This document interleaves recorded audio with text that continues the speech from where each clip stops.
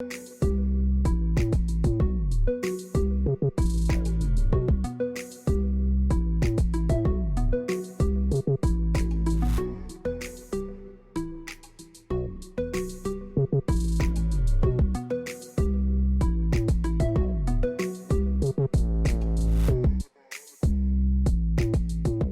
Friday, May 3. More developments in the oil and gas sector. Director of the Energy Department, Dr. Mark Bainu, today said the department is optimistic that the consultancy for the local content policy, which will guide the oil and gas sector, will be completed by June. Even before the document is finalized, that draft will go out for consultations with the private sector and other stakeholders. I should say, however, that the private sector has asked, since we've had multiple consultations before, that this process not be lengthy, but we seek to condense it so that we can move towards finalization. The Energy Director also announced approval of the Liza Phase 2 Field Development Plan by the Minister responsible for petroleum on Monday, April 29, 2019. The development plan basically will utilize a development concept similar to the Liza Phase 1, where it will be utilizing subsea wells and a floating production, storage, and offloading vessel. It will produce up to 220,000 barrels of oil per day, with a total of 6 drill centers planned, as well as approximately 30 wells, including 50 for production purposes, 9 water injection, and 6 gas injection wells. The Phase 2 startup is expected in mid-2022 and is projected to develop approximately 600 million barrels of oil. The FPSO, named the Liza Unity, will process, store, and offload oil to oil tankers for transport to market. He noted that the approval is subject to a number of conditions and conformatory studies. Newly appointed Minister of Public Service Tabitha Sarabohali says Guyana needs its bright minds as it prepares for the transformational era of growth and development.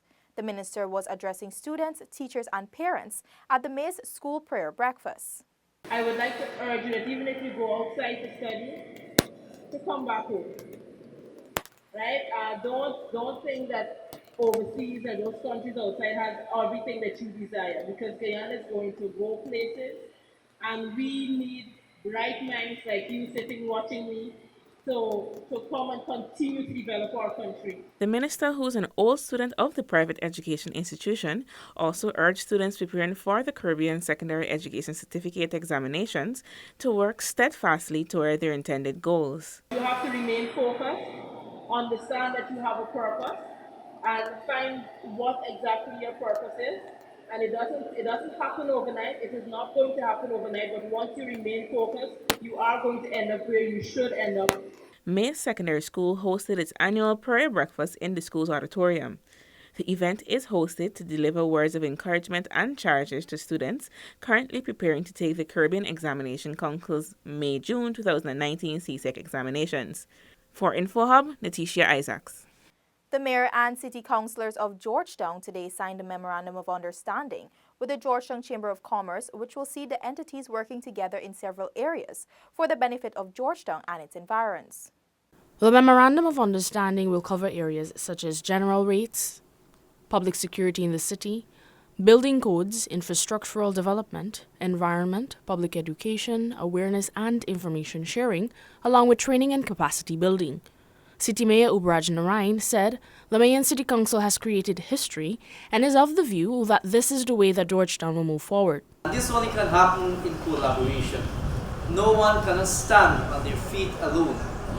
The weight to carry the city is not one-man show, but is a show with collaboration with the private sector and other entities. President of the Georgetown Chamber of Commerce and Industry, Diego Boya, said he looks forward to working with the Mayan City Council. The Georgetown Chamber has a vested interest in seeing the city seeing that the city does well, and we recognize the new energy coming from the Mayan City Council. We welcome that energy. For InfoHub, Kippany Jordan. Still to come, Schools participate in occupational safety and health debate, and Guyana to host FIFA Development Conference later this month. The details of these stories and more when we return. Are you ready to embark on a truly epic adventure to an undiscovered corner of South America, where some of the most spectacular natural attractions are unveiled within a beautifully diverse landscape? From the wetlands and savannas to the ancient mountains, magnificent waterways and lush enriching rainforest would provide a vast playground for some of the most exotic and breathtaking creatures on the planet, including many of the world's giant species. This untouched land of mystery and wonder serves up an exclusive experience for travelers. So are you ready for a new, awe-inspiring adventure? Welcome back to nature. Welcome to Guyana.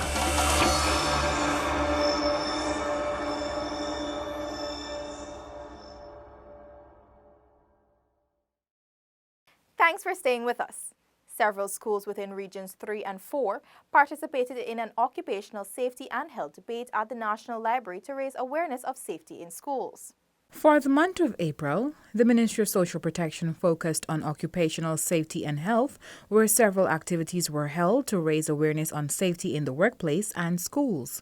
On Friday, several schools from Region 3 and 4 participated in an occupational safety and health debate at the National Library. Minister within the Ministry of Social Protection with responsibility for labor, Keith Scott, said the implementation of safety in schools is necessary. Today's exercise is one with a difference, because it provides opportunities to go beyond showcasing your nimbleness of intellect to prepare you to embrace and nurture a critical value in the world of work. Chairman of the National Advisory Council of Occupational Safety and Health, Earl Morris, said it is important that young minds be involved in topical issues to prepare them for the future. Guyana is going to change, whether it has to do with the oil and gas or the Green Initiative. And their being part of the process is important so that they can be part of decision making now. So when decisions are made, they are going to be more involved and be part of the process of change. The winning school will be giving fire extinguishers among other prizes. For InfoHub with videographer Akeem Thomas, I am Mayana George. President of the Ghana Football Federation, Wayne Ford, has announced that the federation, in partnership with FIFA, will host the FIFA Development Conference from May 14 to 16. We are expecting every country within the Caribbean Football Union membership, and it's projected that we may have some representatives out of Africa. The full body of the FIFA development team will be here, and they will be working along with the members of my staff at the Federation and with our new partners from the Ghana tourism family. President of the Ghana Football Federation, GFF, Wayne Ford. Ford said one of the main areas of focus at the conference will be the development of a comprehensive regional schools football program. GFF is working with the Government of Ghana through the Department of Tourism, the Ghana Tourism Authority, and the Tourism Hospitality Association of Ghana to host a 3-day conference. This partnership is founded on the genuine belief that sports tourism is an untapped avenue for Ghana to explore. Director General of the Department of Tourism, Donald Sinclair. When the Football Federation informed the Department of Tourism that FIFA was for the first time going to be hosting a sports development conference, we thought immediately that this effort had to be supported. Sinclair added that increased sporting activities in Guyana will bring more players, officials, spectators, and media to Guyana to participate and view the game, which he noted is what sports tourism is all about. In closing, Ford said, "We are so heartened that we will have the full support of the government of Ghana through the tourism family, and we call on each citizen that may come into contact with our delegates to offer them the warmth of the land of many waters. For InfoHub, Onika Bob. After receiving exceptional services at the Georgetown Public Hospital Corporation, a patient decides to give back to the institution in a more tangible way following his recovery. 1 year ago, Keith McGowan, a pastor of the New Covenant Teaching Center, spent just a few days in the male medical ward of the Georgetown Public Hospital and was pleased with the service he was provided. I just took a chance. I'm happy that I took that chance because in my mind, I thought the hospital GPHC was way back in the 70s and the 80s. And coming here at that time, I learned that that's not so. Washroom, clean, 24. The ward, the nurses were very kind and understanding. Everything was good. That's the reason why I would recommend Georgetown Hospital, based on my experience now. Diagnosed with Helicobacter pylori, commonly referred to as H. pylori bacteria, Pastor McGowan relied heavily on his faith for a speedy recovery. However, he said this was also aided by the hospitality rendered to him.